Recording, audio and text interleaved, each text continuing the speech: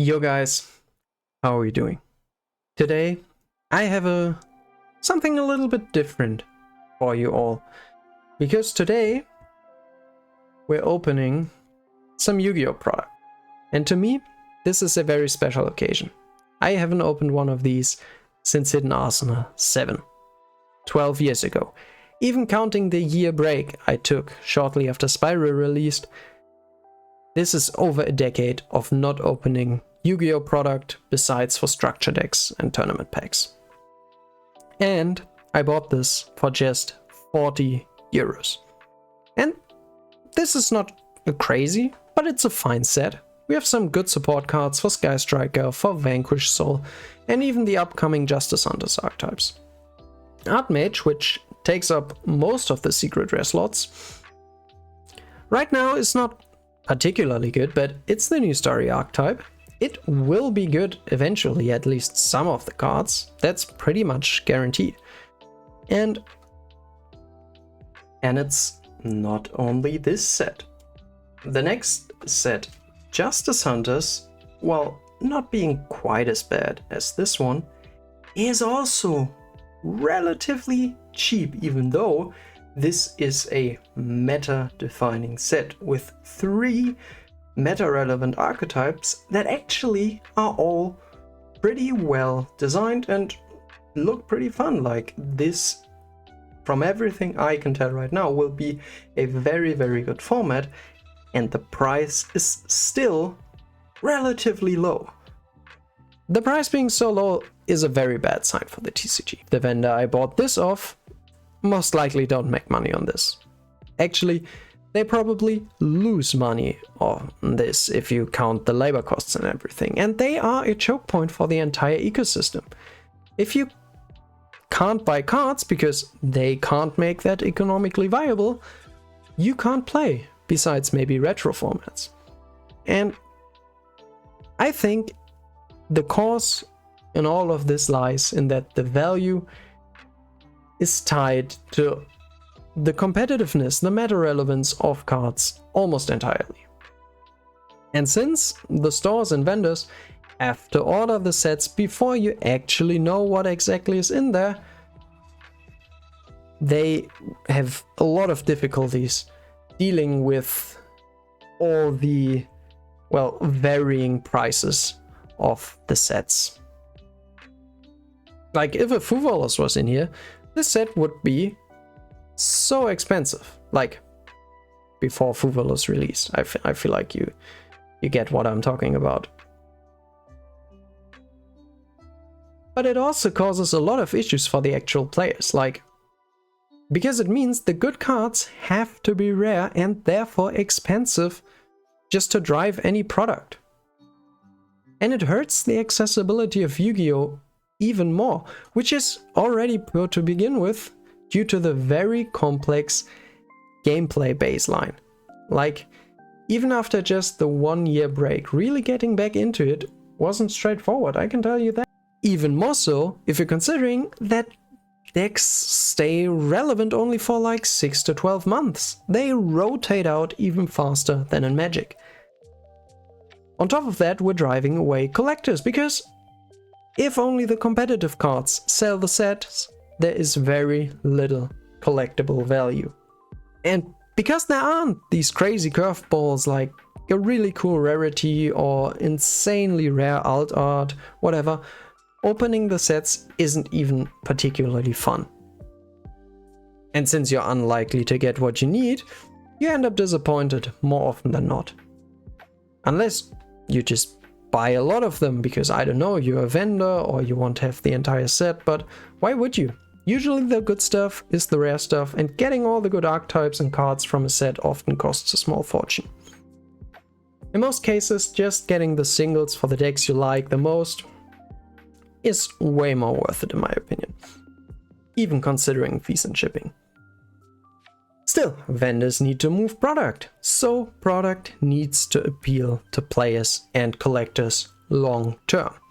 If those people leave, it will be even worse for vendors. Like I said, it's an ecosystem. Everyone relies on each other, even if it's somewhat difficult to appeal to all groups, because players and collectors, they want different stuff. But let's look at it from the player's perspective. First of all, there's just so much bloat, so many useless cards in the sets. Just make smaller sets with less pack fillers. Not every card needs to be good, of course, but the cards should have some purpose at least. Whether they are testing out new interesting mechanics, or just elaborating on the current storyline, whatever. Maybe try to make drafting work, even though I think that's difficult inherently with how reliant Yu-Gi-Oh! Is on archetypes and pre-existing synergies and things like that, but maybe it's not impossible. But just find a way to make every card available in low rarity. And by that I mean super rare or lower. And no short prints, obviously. If I buy a display of a set, I want to get most of the cards that I need.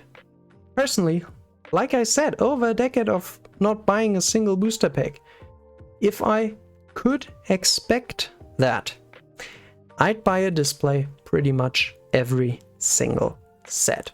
I'd be more invested in actually completing my collection in the sense of like having a playset of all the relevant cards regardless of rarity and the game in general. Also, bringing down the cost would be a good step in the right direction to attract new players or maybe win back returning players. Every full deck, including staples, side and extra deck, should be available for $200 tops. Yu-Gi-Oh! Shouldn't be like trading stocks, and I don't think that's unreasonable. There are also other advantages, like having more flexibility to ban cards. How often are cards not banned or problematic decks not addressed in time because they are new and expensive? The more we separate the worth of cards from their meta relevance, the more we can actually do for curating a healthy format. And you can't tell me that it's not possible. Yes, I see there's a lot of design work involved, but even the OCG, like, I'm not entirely sure on how exactly it works out for them, but at least from the surface, they do seem to do a much better job at it. And other card games manage to do a lot better as well. Like even the digital ones that are entirely free. Hearthstone has gotten so insanely free-to-play friendly, you can almost get a full collection every set if you're committed long-term before the next one releases. All while being inherently less appealing to collectors because it's digital. Like maybe NFTs kind of prove me wrong, like there is some collecting value to digital items, but I'm pretty sure it's quite a bit more for physical ones. And in the end, we're literally selling 9 small pieces of cardboard for almost $5. All while tapping into the same effects on the reward center, on the brain circuitry, as literal gambling. You can't tell me it's impossible, especially on the scale of one of the biggest card games ever, to somehow make that work. Of course, we still need chase cards. Not only to drive the fun, but also to drive the value of sets. But those should be the collectibles. Because for collectibles, scarcity and worth is part of the appeal. For playing the game, that's just a barrier to entry. But for collecting, it's what makes it good. And a lot of people seem to believe otherwise, but I think Yu-Gi-Oh! Can have collectability. Obviously not quite like Pokemon, Disney Lorcana, or even One Piece, like these have appeal far beyond the card game sphere, of course, but Yu-Gi has a lot of iconic monsters, characters, scenes from the anime. I feel like there's a lot you can do here, and Konami just didn't put any the effort at all. They've just been making the competitive cards, the chase cards, because it's easy and it worked for a long time. But guess what? The industry evolves and the easy path just won't work out once there's more competition. And it's so easy, actually, because the TCG has the OCG just straight up showing what's good and what's not. Like, it's the lowest amount of effort you could put into this. And for the things they actually tried, like Starlights, they just killed them off by making QCRs so common. Personally, I still like Ultimates and Ghost Rares more. And these barely to just don't exist at all anymore. If you don't have any better ideas, I don't know, just bring those back and make them actually scarce. People have proven time and time again that they are willing to spend good money for a shiny version of Blue Eyes or Dark Magician or just a meta staple. I don't know. And alt arts are also few and far between. Not to mention full arts, don't get me started on that. Yes, card layout for Yu-Gi-Oh! Doesn't lend itself that well. And text clarity for this game is particularly important. You are somewhat constrained there, but there are solutions. Like, even if you just take the layout of pendulum cards without the extra text box, it would be something. Or just put in some pure art cards with cool illustrations of anime characters or moments that are like super scarce or something like that. Like, try something. But instead they even cancelled the anime. The one saving grace, the one avenue to draw people in and create collector's value. It's just gone. Even though Card Game Chronicles and Dogmatica mini-animes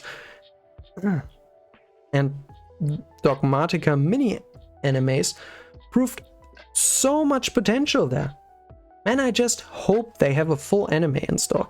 Just imagine the potential if alongside the sets we'd get the actual story around the cards, like what used to be Albers, what used to be Visa Starfrost, what used to be Diabellstar.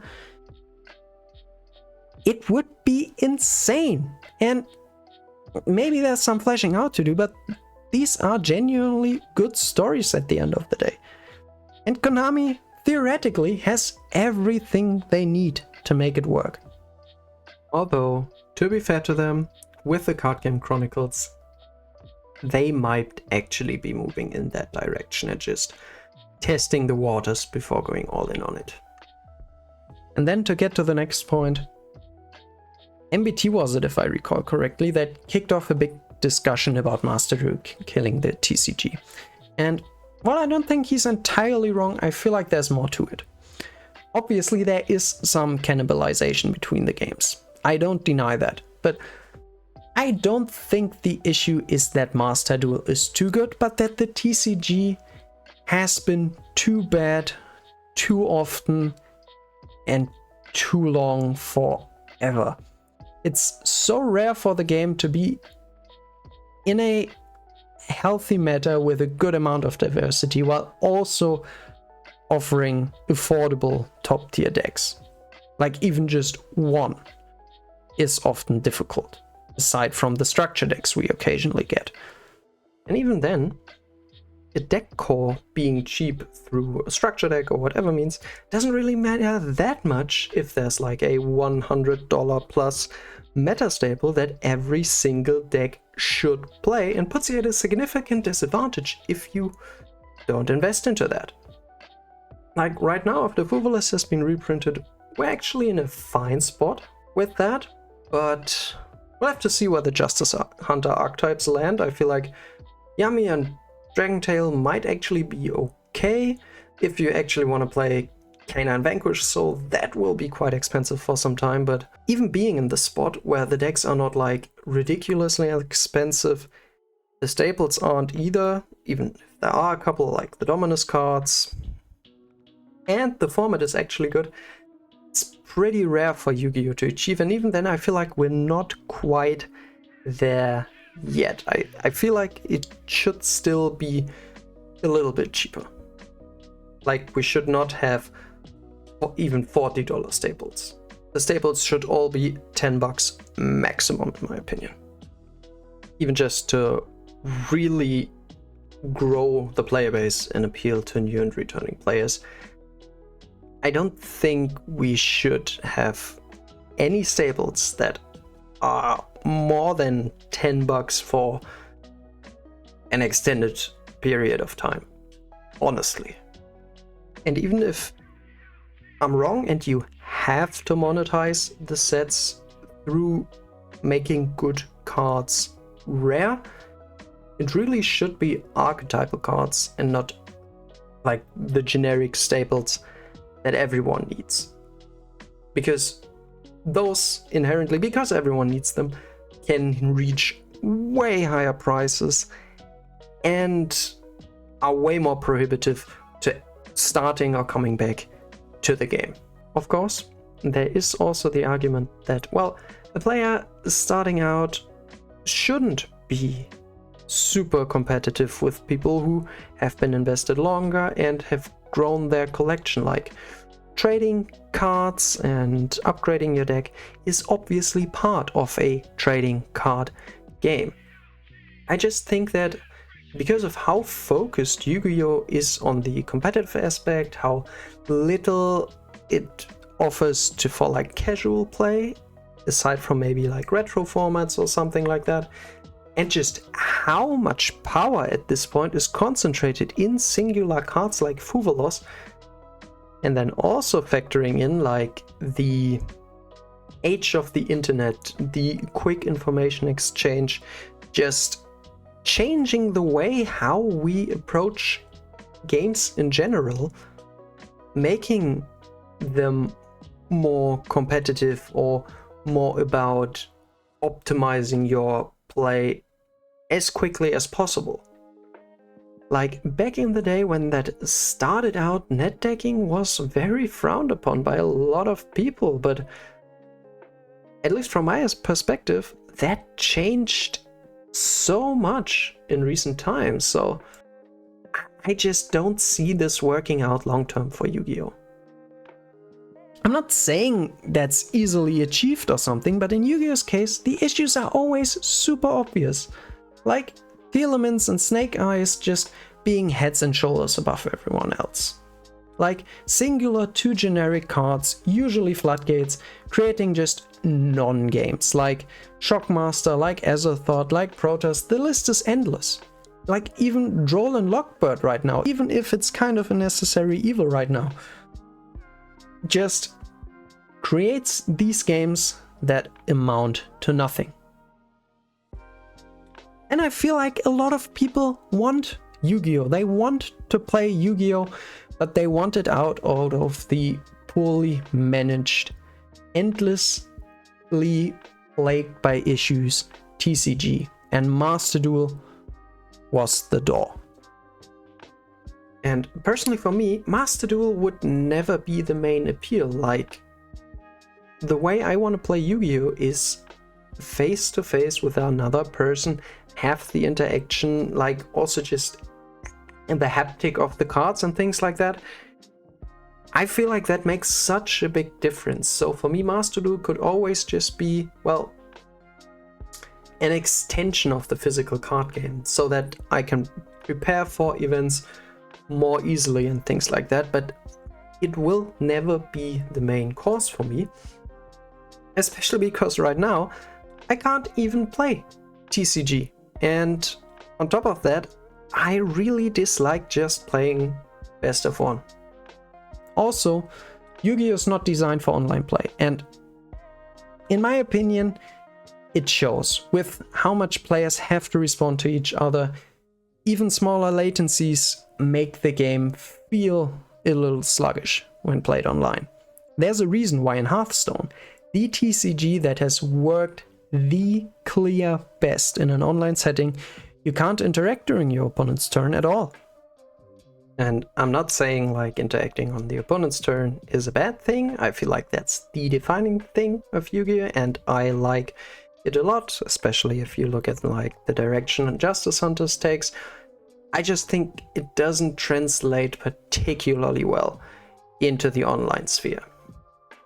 Even then, if you just let me play best of 3 TCG, I'd be all over it in Master Duel. And personally, I even think you'd have better chances of translating players from Master Duel to paper and vice versa if they shared the same format. Like, yes, there is the cannibalization argument, but while it does have some merit, I feel like the games are different enough or have different strengths enough to coexist. Master Duel has a lot lower barrier to entry. You're not reliant on other people or like fixed time for your locals, if you even have locals near you.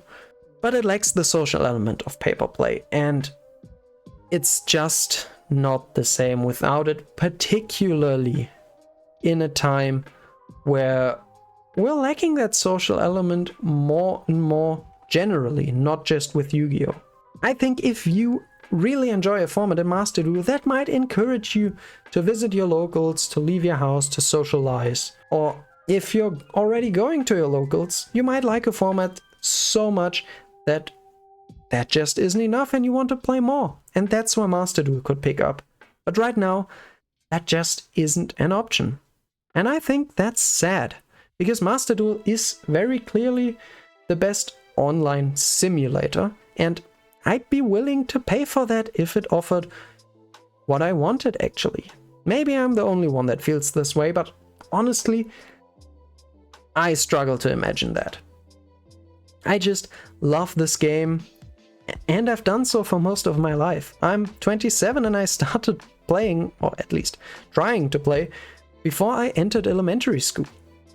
But even for someone like me, I realized that it's often difficult to keep that love alive. And that just hurts, because I and everyone watching here probably knows just that this game could be so much more, and in many ways is so much more. But sometimes it feels like, yeah, that Konami isn't really even trying to make this game live up to its potential, that they really only see the numbers on the balance sheets, which is important, don't get me wrong, but it's not everything for the long-term success of the game. And I do hope that Konami realizes, like, for people to play a game, they need to be able to afford the cards. And if you waited for this, that I opened this last pack, I promised my girlfriend that she could open it. So she'll do that, and then we'll check in afterwards whether this opening was worth it or not. So to round it out, this is what was in the last pack. So, good card, but no Starlight, no Holy Sue. So overall, even with pulling the most expensive secret rare in the set, pretty sure, we're most likely down on it, like these aren't worth anything.